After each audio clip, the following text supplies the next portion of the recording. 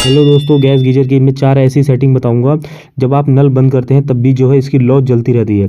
सो gas, सबसे पहले आपको क्या करना है, जहाँ से पानी इसके अंदर से इन होता है इसको अच्छे से आपको साफ़ करना है। कपड़े में हल्का सा तेजाब लगा लें या फिर हार्पिक लगा लें, उससे आपको क्लीन कर देना है। और जो इसकी गुल्ली वगैरह है उसको भी साफ़ कर लेना है। और जैसे जैसे आप इसे खोलेंगे वैसे वैसे आपको इसको लगा देना है।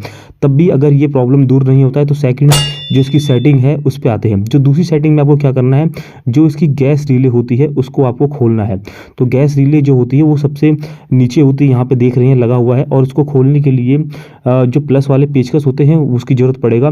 तो आप देख रहे हैं इसके 2 पेच हैं, उसको खोल रहे हैं। और उसको खोलने के बाद आपको बाहर को निकाल लेना है। बाहर को निकालने के बाद और मैं एक चीज़ और बता दूं आपको, इसको चेक करने का प्रोसेसर बताऊंगा कि इसको चेक हम कैसे कर सकते हैं, कैसे आइडेंटिफाई कर सकते हैं कि हमारा ये वाकई ख़राब है। तो इसके अंदर क्या होता है कि ये जैक का सिस्टम होता है और इसके अंदर 3 वायर होते हैं, ब्लैक होता है और रेड होता है और येलो होता है। जो हमारा ब्लैक होता है वो हमारा कॉमन होता है, और 2 हमारे जो होते हैं वो हमारे जैसे इसके अंदर कॉइल लिपटे हों उसके दूसरे दूसरे सिरे होते हैं।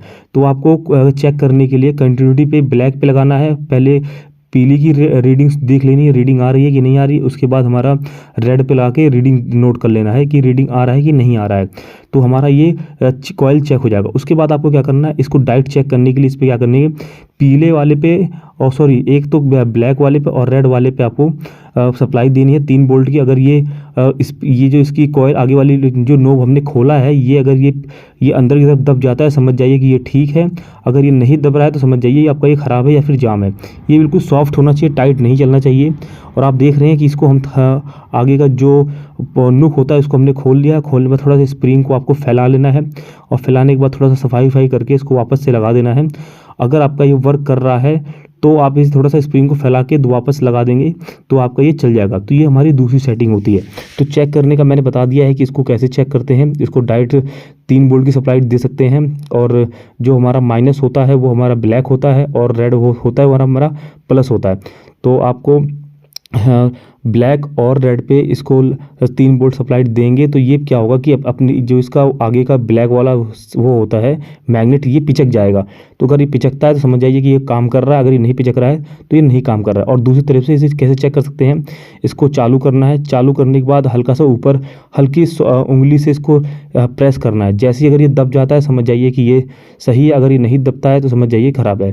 तो आप देख रहे हैं कि जैसे हम हल्का सा इस पर उंगली रख रहे हैं तो ये क्या है कि नीचे की तरफ दब रहा है। तो इसका मतलब ये वर्क कर रहा है। तो ये हमारी होगी दूसरी सेटिंग हो गई है। अब आते हैं इसकी तीसरी सेटिंग पे आते हैं। तो गाइस, इसकी तीसरी सेटिंग पे आते हैं।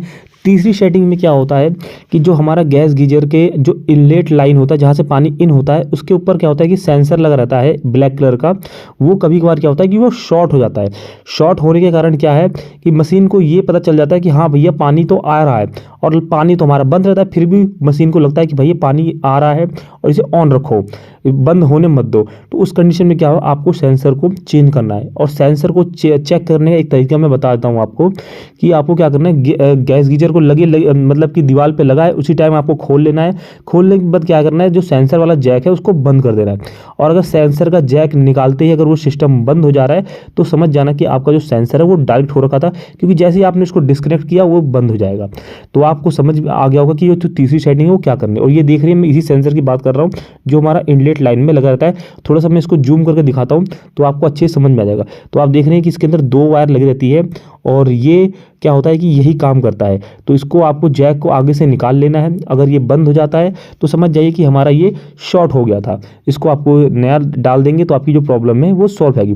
पहला सेटिंग मैंने बता दिया है कि इनलेट लाइन को साफ वगैरह करना है, और दूसरा मैंने जो रिले है गैस वाली उसको मैंने बता दिया, और तीसरा मैंने ये सेंसर बता दिया कि सेंसर जो है वो शॉर्ट हो जाते हैं। ठीक है, ये 3 सेटिंग बता दी। अब चौथी सेटिंग पे आते हैं। चौथी सेटिंग में क्या होता है कि जो हमारी डिब्बी होती है, जहाँ हमारी मेन डिब्बी होती है जहाँ पे सप्लाई वगैरह बनाता है, जहाँ चटर पटर की आवाज़ें बनती हैं, वो वाली डिब्बी कभी कभार क्या होता है कि वो डायरेक्ट हो जाती है। सप्लाई जो है वो कंटिन्यू भेजता जाता है, बंद करता ही नहीं है। तो उस कंडीशन में क्या होता है कि वो ख़राब हो जाता है। उसको भी आपको देख लेना है कि वो सही से काम कर रहा है कि नहीं कर रहा है, क्योंकि वो कंटिन्यू करंट भेजता है, उसे कोई मतलब ही नहीं है कि पीछे से सेंसर कुछ बोल रहा है कि नहीं बोल रहा है, गैस आ रहा है कि नहीं आ रहा है। उसको तो बस क्या है कि सप्लाई उसने उसको दे दिया, क्या बोलते हैं, रिले को, भाई तू ऑन ही रहे। तो भाई ऐसा थोड़ी ना होता है, सप्लाई डिस्कनेक्ट भी तो करना होता है। अब वो सप्लाई भेजता कंटिन्यू चला जाएगा तो तब भी ये प्रॉब्लम आ सकती है। तो ये हमारी चौथी सेटिंग हो गई। तो ये चौथी सेटिंग में लेकिन ये क्या है कि जो चौथी सेटिंग मैंने बताया है कि डिब्बी वाली जो हमारी सप्लाई होती है वो जल्दी ख़राब होती नहीं है। सो गाइस ये चौथी सेटिंग आपको समझ में आ गया होगा। प्लीज़ चैनल को सब्सक्राइब और लाइक कर देना और सपोर्ट करते रहना।